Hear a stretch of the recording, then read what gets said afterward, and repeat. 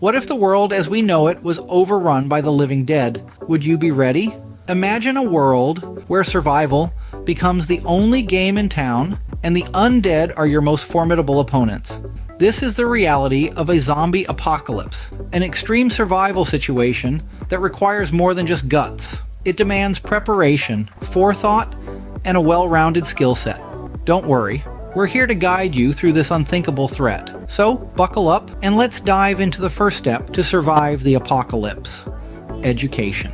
In the face of danger, knowledge is power. Imagine the unexpected strikes. The world as we know it has changed, and survival is not guaranteed.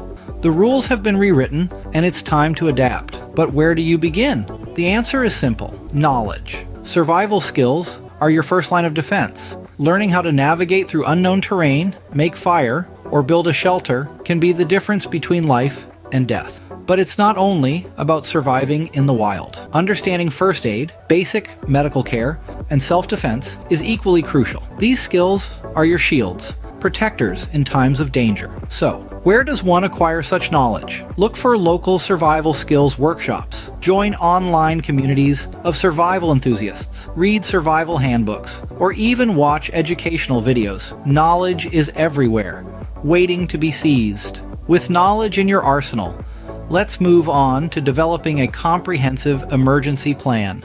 Failing to plan is planning to fail. This age-old adage rings especially true when it comes to survival.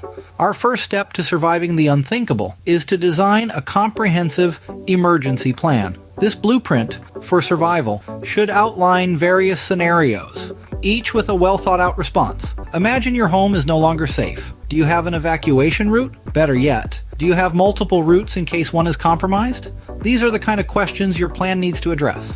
Next, consider where you will rendezvous if you're separated from your group. Choose a few strategic meeting points, easily recognizable and accessible, yet away from the typical hustle and bustle. Remember, your plan is as dynamic as the world around you. Regularly revisit and revise it as situations change. A well-crafted plan can make the difference between chaos and coordinated action in a crisis. Now that we have our plan, it's time to gather essential supplies. In a world gone mad, the right supplies can make all the difference. Survival isn't just about the fittest, but also about the best equipped. So, what do we need? Let's start with the basics: food and water. Opt for non-perishable food items, like canned goods and dried foods. They may not be gourmet, but they'll keep you alive. And water? Aim for a 3-day supply per person. Next, medications. If you're on prescription drugs, try to keep a spare month's supply. And don't forget a first aid kit. Injuries are inevitable in a survival scenario. As for tools, a multi-purpose tool is your best friend. It can act as a knife, a can opener, a screwdriver, and more. Also consider a quality flashlight, some sturdy rope, and a reliable fire starter. Remember, storage is key. Keep your supplies in a cool, dry place and rotate them regularly to ensure they're always fresh. With our supplies gathered, it's time to prepare our bug out and get home bags.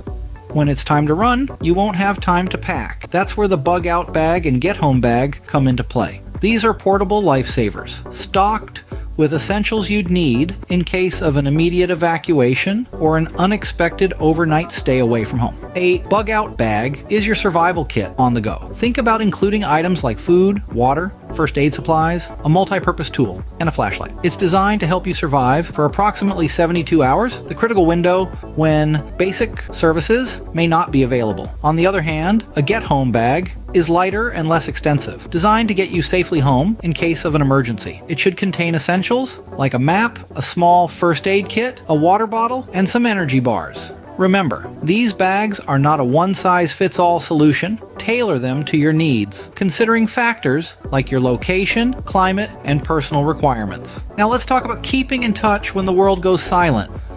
When chaos reigns, communication could be your lifeline. It's crucial to establish protocols with family, friends, even potential allies. Imagine a network, a web of information that keeps everyone in the loop, no matter the circumstances. Two-way radios, satellite phones, even simple walkie-talkies. They can all become invaluable tools in a survival situation. And don't forget the power of the written word. Messages, maps, plans, they can all be shared and preserved.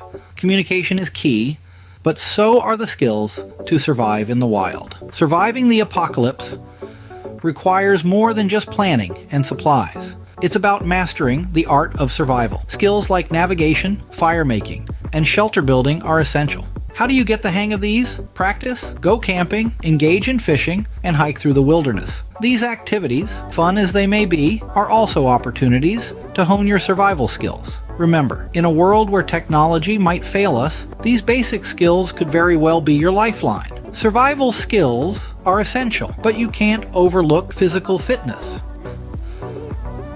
In a survival situation, your body could be your greatest weapon. Physical strength and endurance can often mean the difference between life and death. It's crucial to maintain a fitness regimen that builds resilience and stamina. Incorporate exercises that enhance balance, agility, and cardiovascular health. Consider activities like running, swimming, or even martial arts. Remember, it's not about bulking up, but about preparing your body to withstand the rigors of survival. Physical fitness is vital, but so is establishing connection within your community.